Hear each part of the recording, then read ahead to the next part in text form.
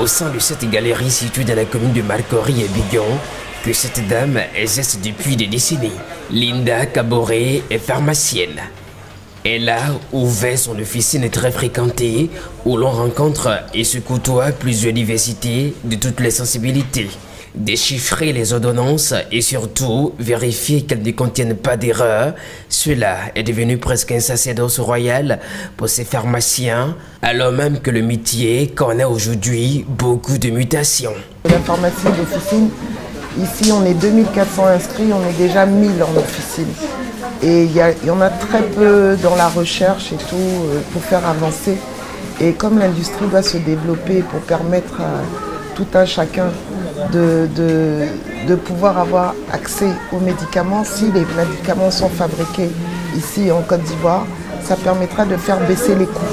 Selon un rapport de la Banque mondiale, après l'Inde et la Chine, l'Afrique est devenue le nouvel Eldorado de la pharmacie. Le constat semble édifiant.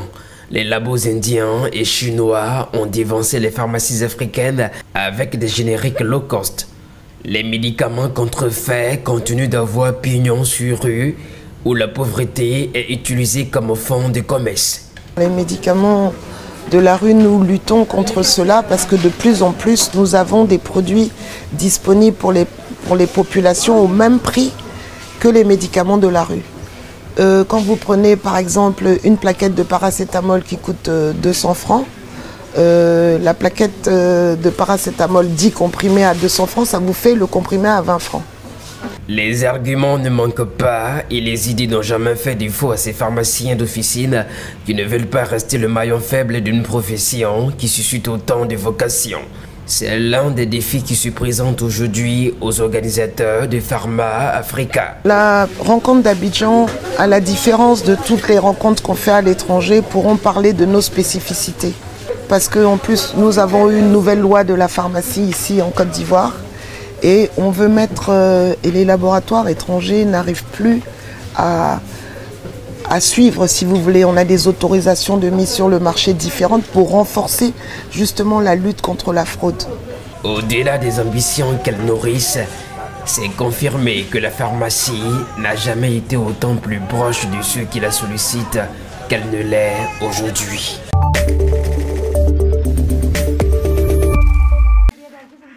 Une tâche simple devenue épuisante pour Bouchra Bibi.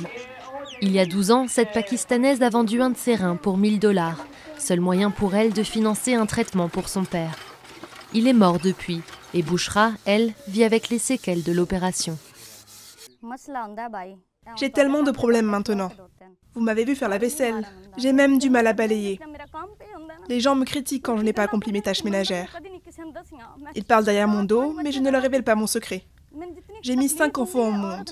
J'ai tellement souffert, surtout pendant les derniers mois de la grossesse. Comme elle, beaucoup d'habitants de cette région pauvre du Pendjab ont déjà vendu un rein sur le marché noir. Les autorités ont longtemps laissé faire et les demandeurs d'organes pakistanais ou étrangers en ont profité. Mais la situation change. En avril, un réseau de trafic de reins a été démantelé. Ces 3 hommes ont été arrêtés en pleine opération. Leurs clients venaient du sultanat d'Oman. Avec ce raid, nous voulons envoyer un message fort à l'étranger, que le Pakistan n'est plus une zone franche pour les greffes illégales.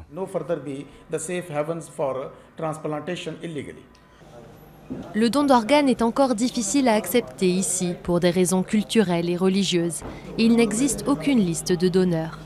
La loi l'autorise au sein d'une même famille, voire à l'extérieur, à condition qu'il soit totalement volontaire et gratuit. Mais une fois l'accord donné, difficile de savoir s'il y a eu transaction financière. Parmi les gens qui viennent me voir, beaucoup n'ont qu'une ou 2 personnes dans leur famille. Et leur groupe sanguin ne correspond pas. Personne ne veut leur donner d'organes, ni leur oncle, ni leur tante, ni leurs enfants, ni leurs cousins. Alors, où est-ce qu'ils vont aller, ces patients? Qu'ils soient riches ou pauvres, où est-ce qu'ils peuvent aller? Et quel genre de soutien leur fournit le gouvernement pakistanais? Encore aujourd'hui, personne ne les aide. Alors, comment est-ce qu'on peut espérer en finir avec ce trafic?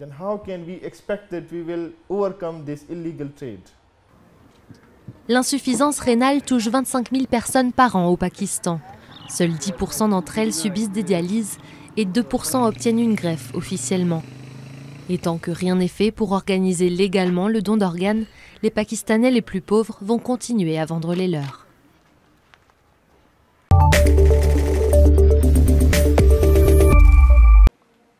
Un métier à risque en Afghanistan. Ces acteurs tournent l'émission comique la plus populaire du pays, un programme hebdomadaire diffusé depuis 2 ans. Faire de la comédie ici, c'est comme tuer une vache en Inde, parce que pour les hindous, c'est un animal sacré. En Afghanistan, il y a des gens qui pensent que rire, c'est un péché.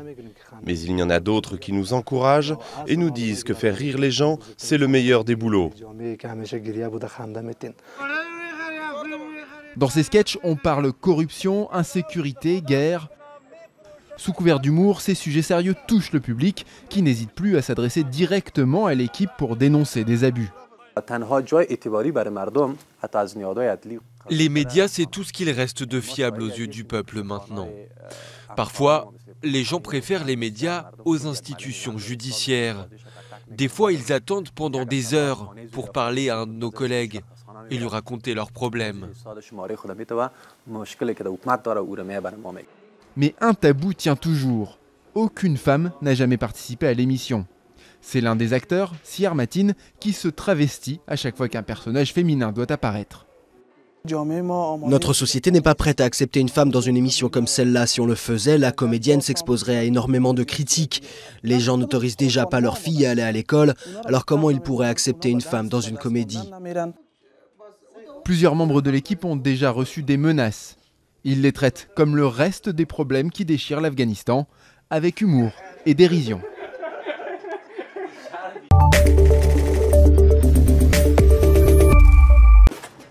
À Amiens, dans le nord de la France, la campagne bat son plein pour François Ruffin, journaliste engagé et candidat aux législatives.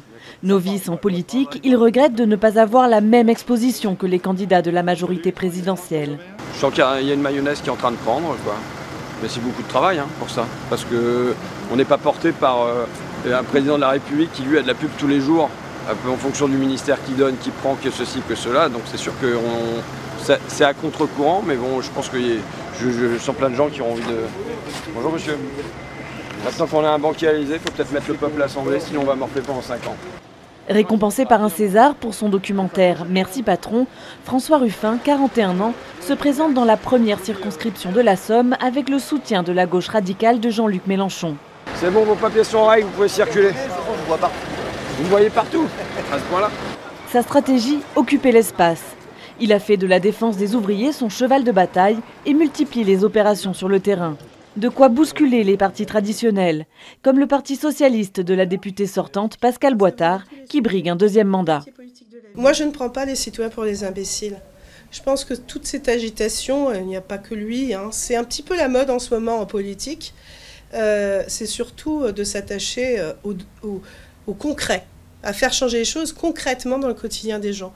Dans cette circonscription qui englobe les quartiers populaires d'Amiens-Nord, mais aussi la petite ville d'Abbeville, le Front National a parachuté l'acteur Franck Delapersonne. Marine Le Pen a obtenu 46% des voix au second tour de la présidentielle dans la Somme. Mais le plus solide adversaire de François Ruffin pourrait être Nicolas Dumont. Maire d'Abbeville, issu du Parti socialiste, il est candidat pour la République en marche d'Emmanuel Macron. Vous savez, dans les candidatures, ce qui compte dans une élection législative, mais ce qui compte dans une élection tout court, c'est d'abord le projet qu'on porte. Moi, je porte résolument celui de la majorité présidentielle, c'est-à-dire, est-ce qu'on veut un député utile? Un député utile, c'est quelqu'un qui sera capable de se faire entendre au niveau gouvernemental. Une circonscription à l'image du paysage politique français, actuellement en pleine recomposition.